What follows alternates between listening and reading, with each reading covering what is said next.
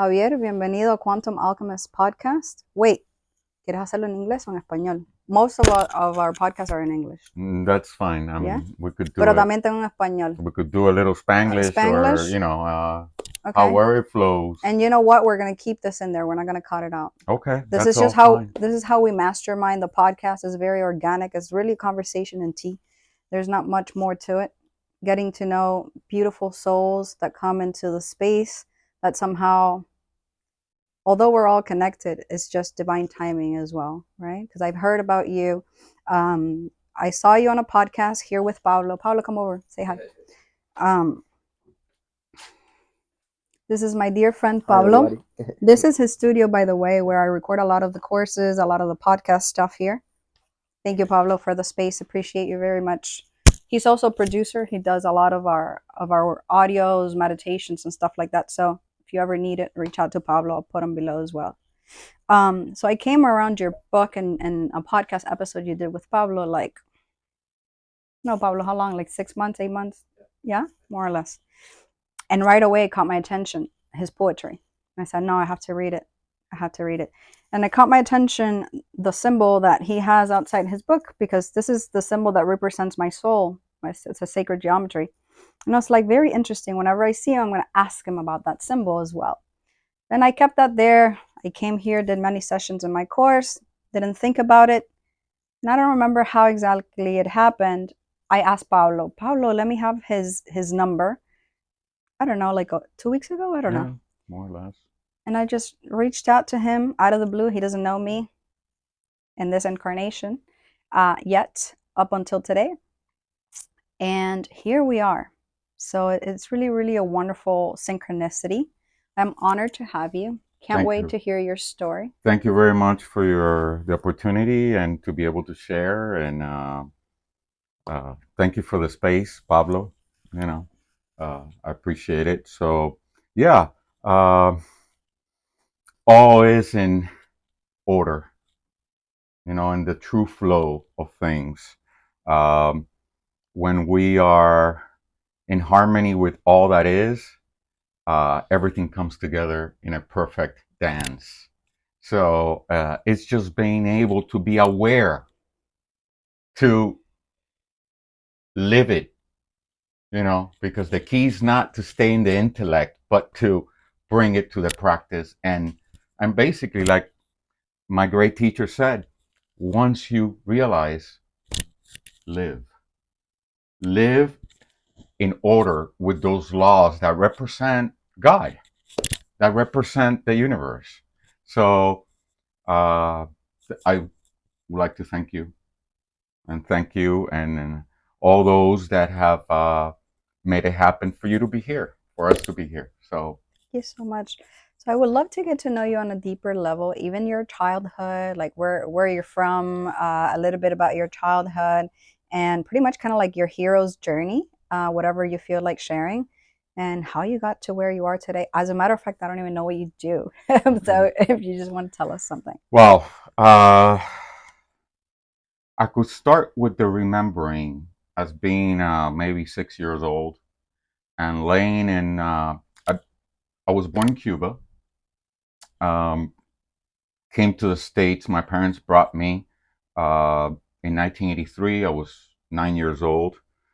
But I lived those 9 years in a state that I could recall infinite. When I say that, is my most precious moments or memories come from me, and I probably feel a lot of us have done that. Okay, but to me it was a reminder of what I was looking for. And I remember sitting in my parents' house in Cuba, and I would be not sitting but laying in the floor, okay, and just looking outside without no thinking whatsoever. It was just a moment of it was an aha moment.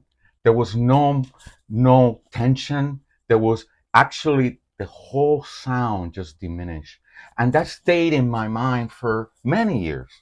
For many years, I was lucky enough to have been accompanied by a great teacher, my brother. And I think he was more aware, in this incarnation. And he was one of those that reminded me or kept it alive that there was other things more than what we were able to perceive with our five senses. So that state of that I just described to you guys stay with me for up to now. And throughout my years, I have come to the realization through what I call the hammer, okay, uh, to realize that there has to be another way, a simpler way. So I started researching. Um, of course, I went through what they call dark nights of the soul. And I guess at the beginning, I didn't take it real, like for real. This will also pass. But then I saw myself again in those moments. And at one point in my life, I said, I made a I made myself a, how do you say? A stamp? Me hice no un propósito, pero Una promesa. una promesa Mm. que yo tenía que realizar o tenía que saber qué era todo esto. ¿Qué era todo esto? Si estábamos aquí simplemente para vivir y estar y que la cuestión de también Dios es malo, es bueno, mira todo lo que está pasando. Y entonces me hice una propuesta infinita, no solo para este plano físico, sino me prometí que donde quiera que estuviera aware, siempre me iba a llevar a, a esas preguntas y a esa realización. Entonces, desde ese momento, bueno, tuve mis cosas, estudié arte.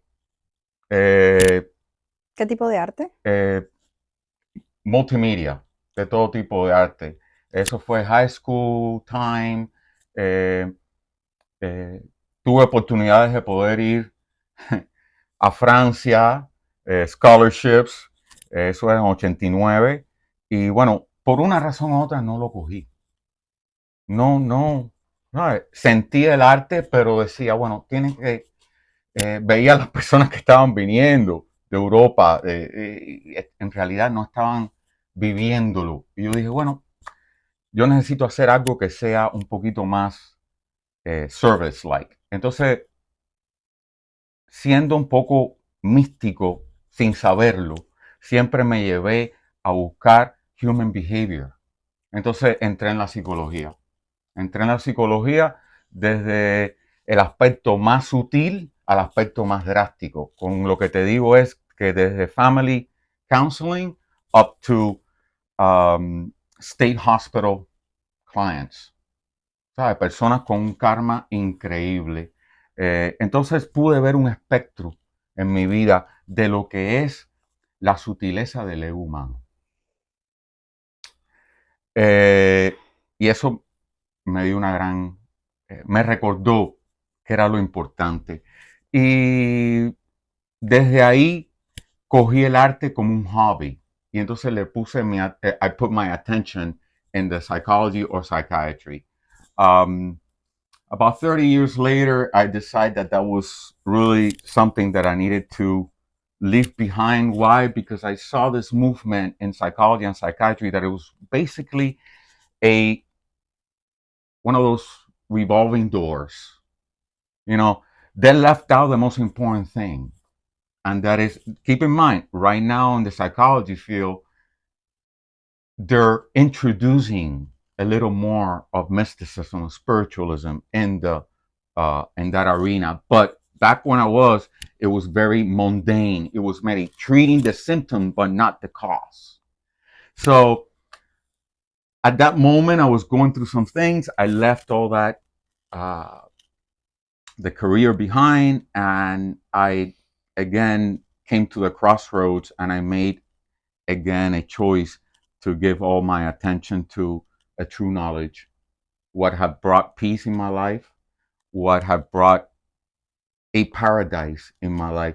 And that doesn't mean that things were okay, because people perceive like, oh, you're in paradise, so everything is fine. No, what that truly means is that you're such peace with yourself. You understand why things happen. You understand how the laws of the universe work and why somebody's suffering and the other one's not. So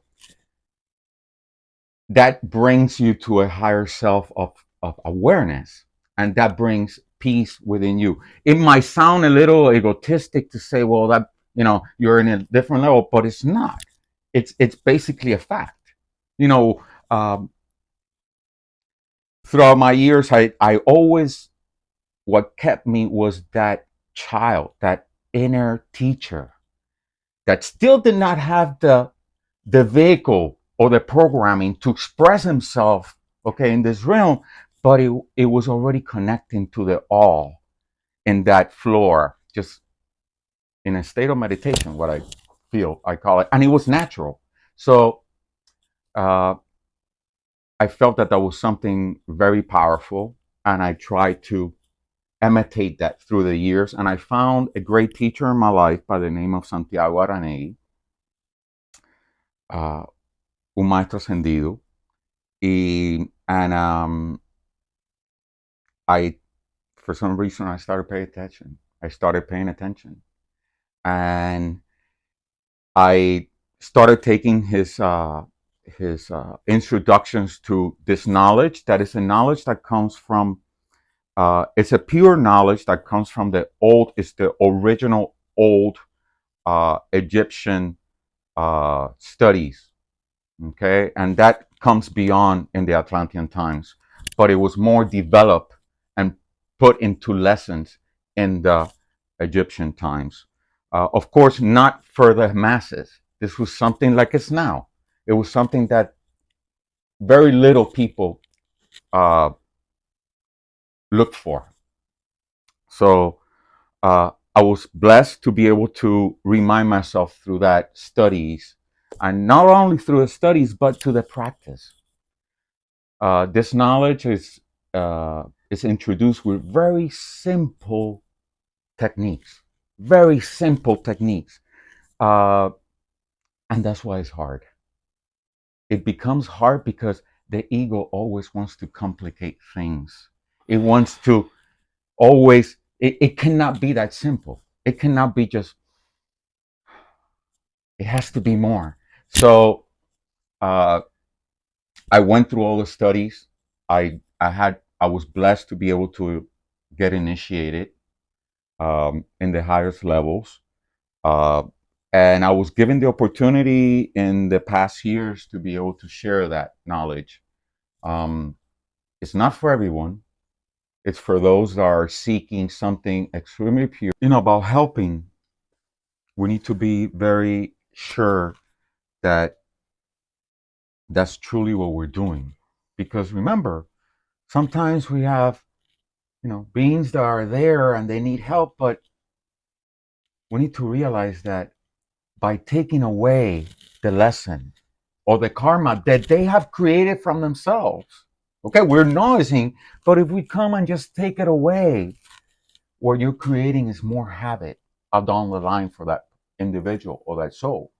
Because it's not going to clear the karma, it's just going to make it better. If we all know, whenever we haven't really seen an issue and we haven't really reflected on it, and somebody just, oh, your mom helped you, and or your brother and everything, you find yourself in that position, worst, maybe in 2 days or maybe in 10 years. Yes. So discernment needs to be key.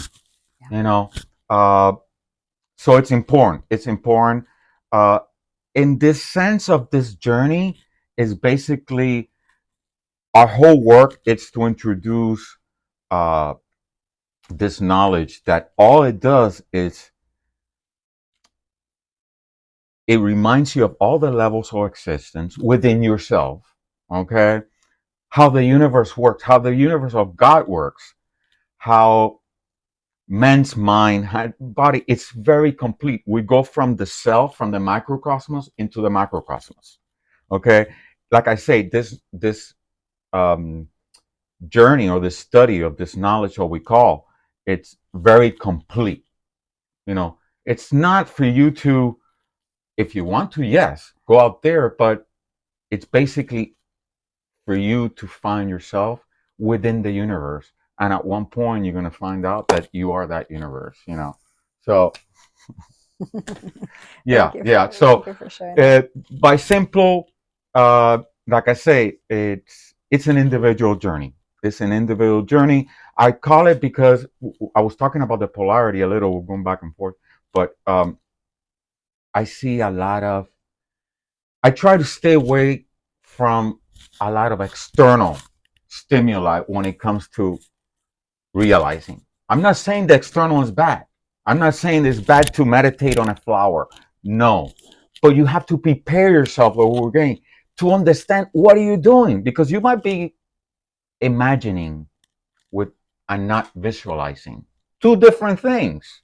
Okay? Imagination, I'll give you an example, is you're driving home and you're imagining you're going to have an ice cream cone. You can still drive. Visualization, you can't do that while you're driving. You're going to crash. Because visualization is you're projecting your consciousness, that all it is in the universe is consciousness, in that moment in time. So you cannot be driving. So it's important to prepare yourself intellectually and spiritually for that awakening. That is only the first step. Everybody's looking for enlightenment and they don't realize it's the first step. Why? Because the true step is how to stay here, how to live with enlightenment. You know, Ram does. He's done so many. He had done so many trips with LSD and all these things, and he was just saying after doing all of this for this many years, it was all about the here and now. And all the great sages throughout time have realized, the Buddha sitting under the tree, right? He was carrying 2 buckets of water, got enlightened. What did he do? Come back to the here and now, grab the 2 buckets, kept going. Yeah. So it's how we embody, how we anchor, how we integrate all of this enlightenment. And for me, enlightenment to me is love. Is really just love. There's no separation or anything. It's just love. A person who lives, who's very poor, who has no certificates, who opens their home to you with a lot of beautiful love and receives you and gives you so much love. To me, that is the same as anybody who has whatever certification and whatever amount of money. So to me, is enlightenment is just operating from love, embodying love, sharing that with others, and being more in alignment with your higher self, with your soul, with whatever it is. But it's all in the here and now. But once you, I think also our questions and our quest to look outside, whether you do plant medicine, meditation, whatever you do, Mhm. will eventually kind of circle around, from my perspective, which is ever changing. You know, it could be different from everybody, but in my opinion, it has brought me back to the now, Well, to this moment. the great teachers from the ancient Egypt used to say, um, So we had to stop due to technical issues, and we went off rambling about alchemy and about the inner work and all these things. But as you were mentioning, this pure teaching that you were initiated in, carry on. What if someone wanted to reach out to you and find out more? We're going to put it in the description, maybe your email or however they can reach out. Is this something that you're able to share with others that are ready, that are open, or I believe in the law of correspondence. okay? So everything is in order.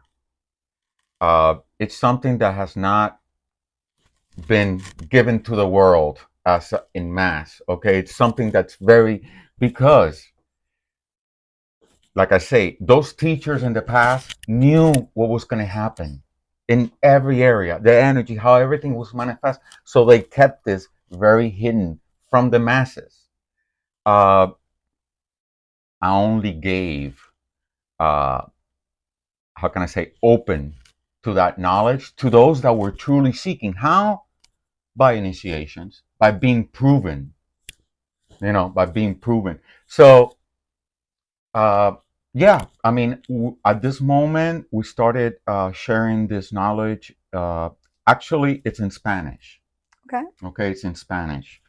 Uh, there's 10 levels, and each level is a realm of existence. It's, at least in my experience, and I have not only put my attention in one knowledge, but I have, throughout my life, I have seen, and by the work of my great teacher, he simplified everything. I noticed that there was a line between all religions and all concepts that cross themselves, and that's what was giving to those that seek the truth back in the ancient times in the schools. Uh, we meet once a week in the Holiday Inn Express in Airport Lagoon for about an hour. It's 7 o'clock to 8 o'clock. This is not a church. This is not. It's, you go there. All we ask is a $12 donation, just because we need to rent the space. That's it. I don't lucrar. I don't charge for this. The day that I do is the day that I stop doing it. So I don't.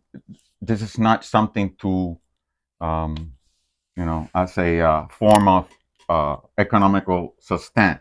Not at all. It's just uh, a mission. And so you go, you sit down, you hear a class, and then you just go. We'll do a meditation. We do the practices of the exercise that it's giving, like it was given back in the days, and you go home and you practice. It's an individual journey. If you stop going, nobody calls you. It's such an individual that's why this knowledge is not for everybody, because it's you. It's actually a study to become a spiritual teacher, not based on anything external, but how to find the universe in yourself, how to find that homo demus, el hombre diablo y el hombre Dios, identificarlo y saber dónde vivir, Yep. y que no nos arrastres, you know. Uh, so once you identify those polarities between ourselves, then we could sit in self in the middle and observe. And from that aspect, you're going to be able to flow. You're going to be able to truly live, not just speak of it, but truly live uh, paradise. Because you'll be more, como decía maestro, how the teacher said, you could see things coming ahead of time. Because this study is a very organized, and it's in order. And basically what it does is, it doesn't bring you new concepts. It deprograms you. Love that. Okay, it's basically an understanding of stop living through the idea of the mind and what everybody has said in the past, and still living, and start living through your higher self. You stop following, no matter what anybody says. That's when you become the salmon. You go against the current, and everybody's saying, go here, but there's something. And when you start living like that, out of the blues, you don't have to say much. People out of the blues just say, what are you doing? What are you up? What's going on? So it simplifies a lot of things. So that's our mission. We do that every Thursday. So the ones who are welcome, they're welcome to come and enjoy us every Thursday at 7 to 8 at the Holiday Inn Express by the airport. We'll put the description below, on the show notes, how you guys can contact him directly. So I have two things to kind of deepen in regards to what you just shared. One is, how have you transitioned this in your close relationships? I mean, your family, your partner, because coming from a Cuban background, I can relate 100%. And later I'll share a little bit of how my spiritual awakening and my own journey that has kind of changed the dynamics in our family. It's a ripple effect, right? They see the change in you, they start asking you questions, but once again, we come back to the same thing. You can't take the horse, force it to drink water. Same thing. So I'm just very curious as to how this changed within yourself. I was given a map of consciousness by my guides, and I'll share it with you. Really, the ending of that is self-reflection. Okay, and then that connects to the super consciousness and the end, but it's all about us. It's not outside of us. Correct. So how has this inner change, inner work reflected on your close circle? First of all, there's something that needs to be, I guess, mentioned, and it's the fact that when you're going to start this journey of remembering, I don't think we need to learn anything. I think it's just basically remembering, okay? We need to prepare ourselves, because too much light could blind you, okay? So what I mean is, you need to prepare your vehicle, your body, okay, your mind, and the spirit. It needs to be prepared, because you're going to show yourself certain things that, like you mentioned, not everybody's there. And remember, people call enlightenment, you know what enlightenment is? Leaving the world behind. Because you stop acting, you stop feeling, you start living in a complete different realm. Because keep in mind, all of the realms are here. All of the plane. This material world is a spiritual world. Why? Because all it exists is energy. So, being that said, you have to prepare yourself to the fact that nobody's going to understand you. And be at peace with that. So, there's a word called permit. You need to permit to be that way. By actually not saying anything and be vibrating in peace and in harmony, you might be showing a lot of people around you what they once, before they even incarnated, were looking for. That's why they came to our family. Okay? Keep in mind, the ego doesn't like to see those things. And that's why the mystic needs to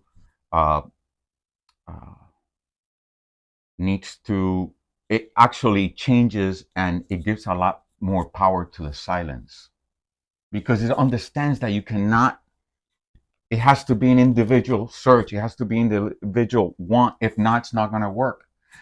In all our lives, we had many situations of people giving you things without you working. You take it for granted. You throw it away around the corner. So this is something that needs to be put, it needs to be individual. When you realize that there's no tension, there's a difference between the mind and the higher self. And this is one of the big errors of humanity. Humanity thinks they're their mind. And their mind is actually a vehicle. That's it. That's it. It's a vehicle. Actually, if I may interrupt you there for a moment, we're really consciously operating at 5%. 95% of that is your subconscious and your unconscious, aside from infinite planes of existence, dimension, your higher self having multiple experiences as a fractal of your higher self, and so on. We're not going to complicate it too much, but all those infinite multi-layered of this multi-dimensional vehicle that we are all here in the here and now. So where we want to be, where you want to be. Do you want to play and live with the hammer all the time in the polarities? When I mean the polarities, is the mundane. God's, when He created the universe, the material universe, because God's universe has always existed, it's infinite. We're talking about the material.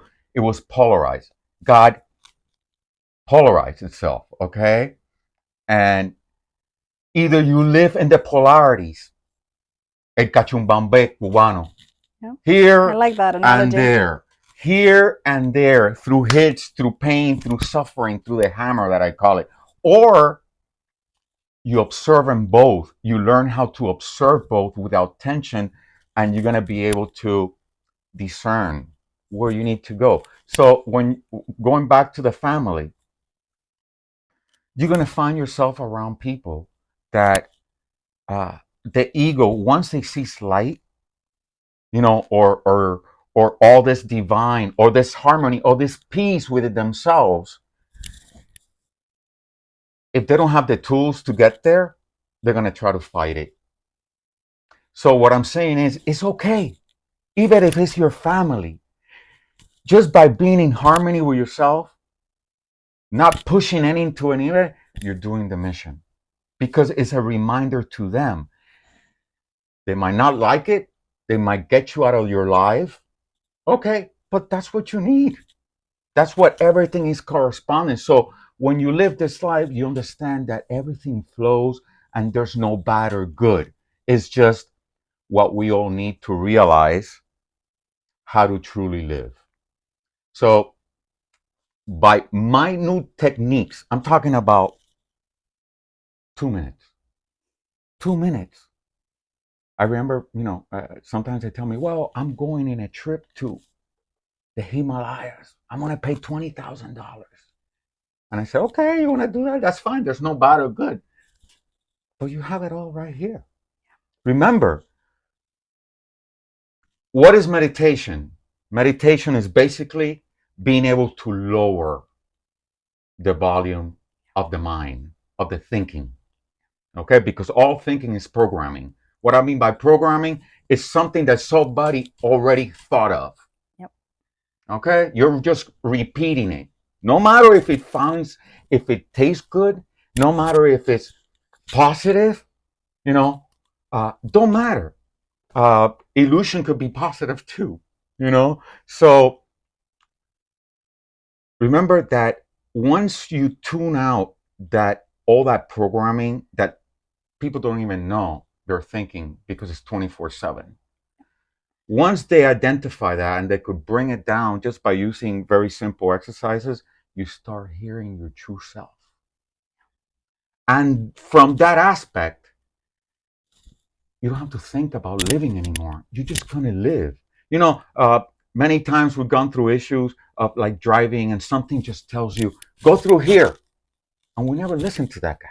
We never listen to that intuition. We always, no, the thinking. And then we'll go, oh. So when I mean true living, mean el cachumambe. The ego's no longer in the high. You're using the mind to be a source of divine manifestation by your higher self, not your lower self. Your life starts changing completely. But when I say change, it's not how the ego will perceive change, because for the ego, change is always something good. It might be not that good, but that's what we all need to be able to, okay, this is not where I'm at. This is where I need to be. So don't tense yourself if things, as soon as you tell yourself, okay, people are not understanding me, people, don't see this as something that it's with them, it's fine, let it be. Just concentrate in your inner, and everything will fall like the domino into place. That's it. Okay? And like I was saying, remember that time and space is an illusion. Not because it doesn't exist. Okay? People think that, there's always two languages. There's a spiritual language and there's the. People think when they say an illusion, it's because it doesn't exist. It exists because when you have a toothache, you have to go to the doctor. It's painful. So it does exist. What is an illusion is that our perspective of what time and space is not what it is. So, Right. because when you lower the thinking that works with time and space, you lower it. You start hearing your higher self, okay? In that state of it becomes no time and space. It becomes infinite. So you don't need to do, and I'm not saying this is bad or good. I'm just saying you don't need to do meditation for an hour. You don't need to do yoga for 2 hours. Just that you go into that you're able to identify the thinking first and lower it, gives you paradise. Okay. Do you think we can share with our listeners a couple of tips? I'll start if that's okay. Mm-hmm. So I've done a lot of techniques to quiet the outside distractions and go within. Um, one being meditation. My meditations always vary. It could be a 5-minute meditation. It could be an hour and a half meditation. I never really know going into it. I give myself enough time, but I really don't know what's going to happen in my meditation. And everybody meditates differently. I want to point that out because his meditation could look completely different from mine.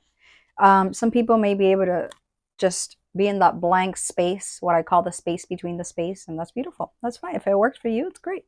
Some people see thoughts flowing like clouds. That's great too. There's no right or wrong way to meditate or to do any of these practices. Is very individual. You have to play with it to see what it feels like for you. For me, when I go into deep states of meditation, my third eye opens and I see everything like a movie. So for me, it's very different. It may be different from him. It may be different from you. Maybe you're someone who feels lighter, who feels just like stress is lifting out of your body, or many other different ways. You could use breath work. You could use breathwork techniques that help regulate your parasympathetic and bring you into a rest and digest state. Or maybe you want to activate and your sympathetic nervous system because you want to start with energy in the morning. And maybe you like to start with breath of fire or whatever it is for you, right? Depending. By the way, if your nervous system's not regulated, do not start with breath of fire. Okay, we want to regulate the nervous system first. Make sure you're in a safe, stable space before working with activating breath sequences. You can go out and walk in nature. You can paint. You can do art. Whatever gets you into that flow state. You can just go to a park and lay down in the grass, like go to the beach. It doesn't really matter. It's whatever gets you to lower, like he was saying, the outside distractions. If you want to go deeper, you can go into a darkness retreat, into anything that it's like a sense deprivation, right? And allows you to go deep. You can go into trance from drumming, from many different things. So it's just anything literally that silence retreats. You're just being in silence for a few minutes. There are many ways. Just find yours. Find the one that you like. Start with that. If it's too heavy, too much for you, you don't have time, you have the kids running around, you don't have, start with 5 minutes. 5 minutes every day. That's it. Of whatever resonates for you. Start there. See what happens. See how you're, or maybe you just want to start with a gratitude practice in the morning. That's fine. Find what works for you. But it's an inside job, guys. That's one of the most important things to remember. Yeah. An example. Sometimes I like to get examples of practical things that we live in the, because it's easier for the ego to comprehend. You know, knowledge has to be dogmatic because the ego needs to realize, needs to have vocabulary, needs to have concepts, and then, okay. But imagine yourself. All you need to do is imagine yourself in a lowrider. 1980s, 1990s lowrider with a bunch of bass in the back. Okay, and you have the volume all up, and you're driving by the street, and there's people calling you out. Hey, come by. You can't listen. You just. What I'm saying is, because that noise is so constantly, so loud within ourselves, our own thoughts, that we cannot see the opportunities arise. We'll pass by. It's like being in a concert and it's too loud and you come out and you can hear very well. Meditation is only lowering that knob, that radio, or that music.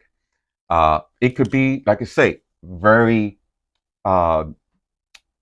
It could be an instant, 2 seconds. Because remember, as soon as you able to lower the thinking, you're there. One of the key things is that's very powerful is we try not to, we use visualization, okay? But then that's after we realize the power of it, how to use it, and from that higher state of me, not from the noise. Because you can use visualization from the noise, from the ego. Remember, the ego is very, how would I say, it could, it lies to herself completely. The teacher used to say that in the 1980s in school, they used to put these round things for the projector and the slides. It could build itself as the biggest mystic or the victim. It could change. That's why dieting doesn't work if you're doing it from the ego perspective, because today you're saying one thing and then the ego changes and tomorrow is something else. So the key thing is to be able to identify within both. Who are you giving life to? You know, either ego that's gonna drag you like it's dragging the world, or you're gonna go at your own pace because you have identified that higher self in you. Uh, so 2 seconds, because as soon as you lower that, you're there. You're in that moment of peace and harmony. Just let it be. You you might have days that you might need to do that 20 times a day, and that's fine. Okay.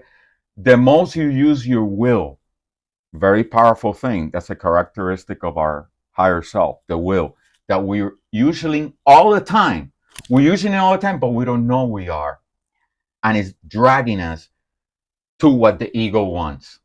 The key thing is to be able to identify and use it for your higher self. So the mind and the body follows that higher teacher.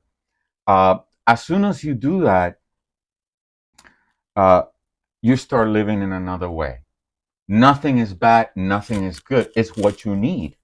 You know, if you need a hammer to wake up, okay. You know, I'm okay. I'm gonna be here to send you light. So it's very it's very important for you to identify really who you truly are. Truly, truly. And I tell people, you know, a lot of people are like, well, I'm always thinking positive. And you started with something at the beginning saying about a book that said something about the unlimitless. Oh, did I ever finish my train of thought on that? The Uh, 0 point. Okay, the 0 point.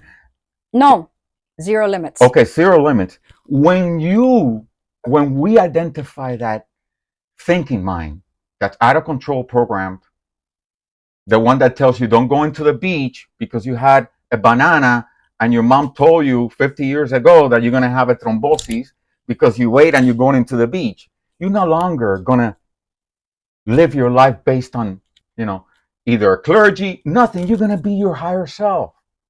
Even if you go to the doctor and tells you you're going to die in 5 months, it's not going to happen. It's true power. And like I say, that power, it's brings a very, how can I say, it comes to the individual responsibility. That's why sometimes we say it's not for everybody, because not everybody's ready to leave everything behind, leave all your luggage. What I mean by luggage, I mean your name, what you do for a living, all your programming, all the stickers. When somebody comes to you, how they see you or how you see yourself, you have to let all that go. That's synonymous to sound on the speakers, programming. All you're doing is lowering all that so you could hear that higher self that's unlimited. So we have a meditation, if I may interrupt for a moment. And a lot of in our breathwork events, we start off by saying, okay, so we're going to peel all the layers and we're going to of ourselves, and we're just going to throw it in the most vibrant fire you can think of, right? And we start peeling off being male, female, your religion, your race, being a mother, a daughter, being your profession. And you feel it's, you know, the visualization we guide them through is just to take out all these layers and put them in the fire. And we, after naming many layers, we go and just finish and staying like you see a second sun, like a ball of fire, just the essence of your soul, chi, prana, energy, you know, and just at your core, right? And from there, we can have a beautiful journey. But we have all these programming, all these masks that have helped us to survive. It's needed. If you don't have that programming, you cannot Pero le dije, y el momento que la moto no te arranque. ¿Qué pasa? Bueno, eso es todo lo que pasa cuando tú pones todo, when you put all your marbles in the external world, in the vision, that keep in mind what you said is completely, at least to me, it's a truth, a higher truth. All we perceive outside is what you have. Like my grandmother used to say, it's a projection. You know, we used to tell my grandmother, listen, that person's a thief. And they used to tell me, what? No, he's not a thief. Why? Because that wasn't within her. You are seeing the thief because you have that feeling within yourself. You're able to do that also. So you don't like it in yourself and you hate it outside. But really, everything external, it's a means to come and bring that responsibility towards you. We were saying that about the journey, okay? And the great teachers used to say that the whole purpose of God creating the material world was for not one soul to be left behind. However, God doesn't have anything to do with your journey. Okay? You are that is. You're also God seeing himself from that perspective. So you could change the journey. You could change your journey, but the outcome is always going to be the same. We're always going to get there. So that means that you could live incarnation after incarnation, going away from your path.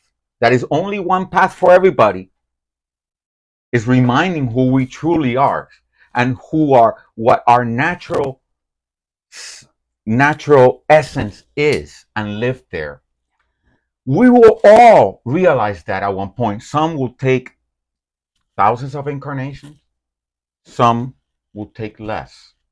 Okay, but that's the thing. You could change the journey, you could change the path, you could give it colors, but at one point you're going to get back in line.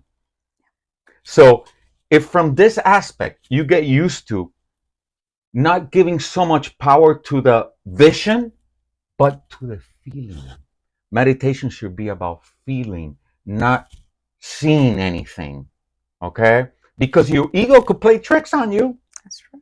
So once you get to identify that true voice, that's not even a voice, it's just a aha moment, everything goes in order. So what I'm saying is we have different journeys and everybody chooses differently, but at the end we will all get there.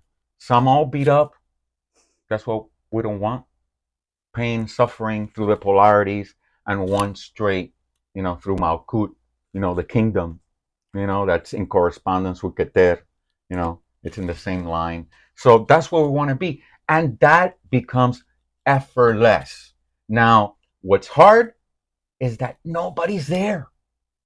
Because I come across many friends, family, and they're like, well, I don't look at negative stuff. I want to look at only positive. And I tell you, well, you're setting yourself for failure, because that unlimited one could observe everything, could observe the most horrible thing, but you're not attached to it. You observe it like from a distance, like you're sitting on a movie theater watching. So when you only put your attention in one polarity, in the positive, like a lot of people are like, well, only affirmation, all positive. Oh, I don't want to see TV. I don't want to see this. Don't tell me about this. You're bringing the other polarity without knowing. My teachers would say, be careful, because when you're asking and you sit with happiness and you want happiness, automatically sadness sits across the, because Yeah. God's laws, this material world is polarized. It's polarity, negative and positive. People have positive as a good thing and negative as a bad.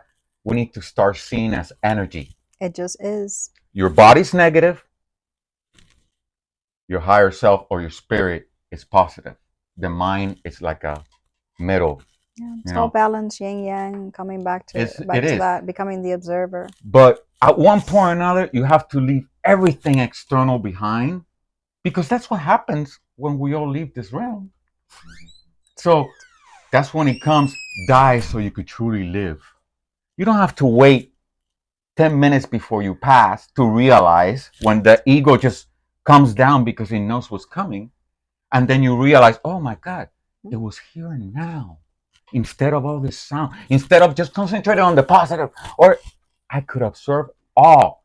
That is true freedom, because nothing moves you. And that doesn't mean that you don't have compassion. Actually, you have a lot of compassion, and you start working with the people around you, the nucleus, your family, that are actually the people have that, uh, how can I say, uh, align with your karma and your mission. Not out there. It's really your nucleus, you know. And just by being the best of us, without one word, being in that state of harmonium, you're already helping tremendously. So, I'm sorry. And I'll give you an example. Back in the days, scientific went to an island and picked up a monkey, a race of monkeys. And they showed that in an island, they showed those monkeys how to clean the potatoes before they ate it. I What heard about happened? that. The whole monkeys around Earth started cleaning the potatoes. So there's no separation. There's the cosmic consciousness that's in awe. Correct. So sometimes by us doing the work, we don't have to worry about it.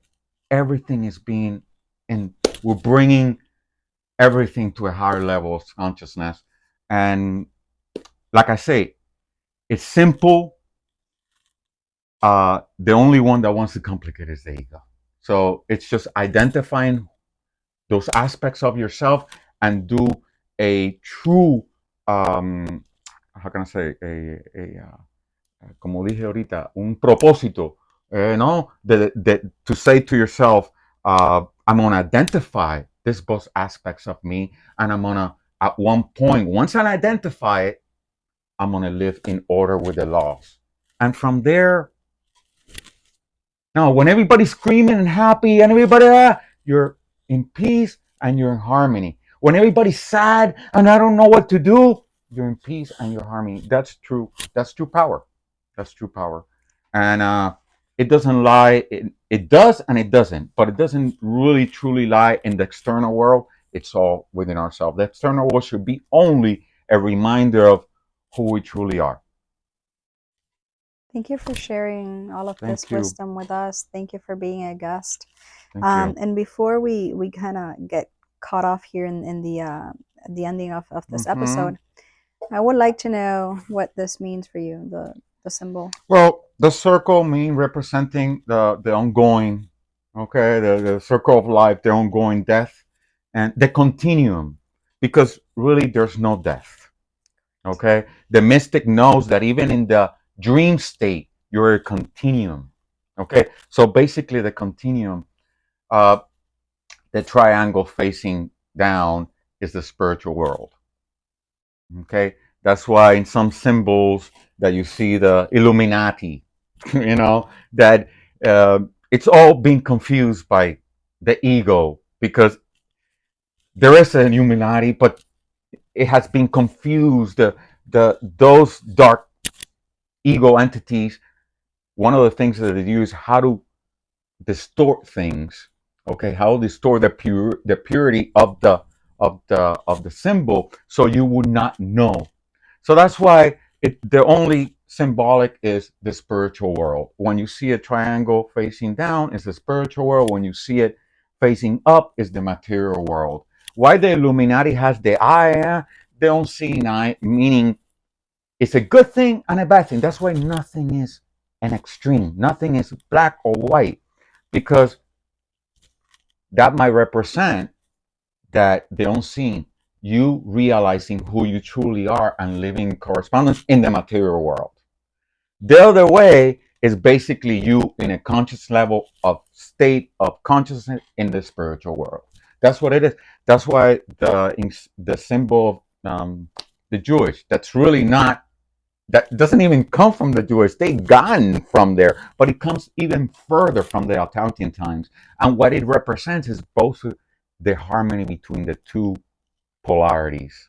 That's all it is. It doesn't pertain to the Jewish or to this or to that. It's all been confused in some ways. There's all that has a lot more symbolism and a lot simpler explanation to it. Uh, the other is my teacher, and it's just the fact that that's a reminder. And yeah, that's what it is. It's harmony with the spiritual world. It's not really, a lot of people tell me, well, I want to live to the countryside. I don't want to live in this realm. It's so dense that, well, our key is not to move away. Our key is not to go to the mountains, guys. Our key is to be a teacher in the city, being able to flow where density is, not escaping from it. Everybody wants to escape from it. Now that you say that, I've been... So I work with a lot of, not only psychedelics, but other non-psychedelic plants, like Bowinsana and just many different ones. Okay. And a lot of these plants are teachers. When you meditate and connect with the spirit of the plant, they have a lot of beautiful teaching. And I was connecting with spirulina, which is the one I'm working on with right now. And one of the big teachings and reminders is grow where you're planted, which goes right along with that. So people don't realize that in the seed, you have the tree, you have the fruit, you have the leaves, and you have the roots. So it's basically, everything is already, we are that seed. It's what you surround yourself, as a fertilizer. Nothing is bad. You could be the worst. It's just going to take you longer. That's all. Not a bad thing. But we're here to share and to especially for each one of us to really truly get to identify what our individual mission is and eventually what our group mission is. Thank you, Javier. A pleasure to have you. Same. Appreciate Thank you it. very much. Thank you for your invite. And thank you, Paulo. Thank you. Thank you, guys. Thank you. All right. Bueno.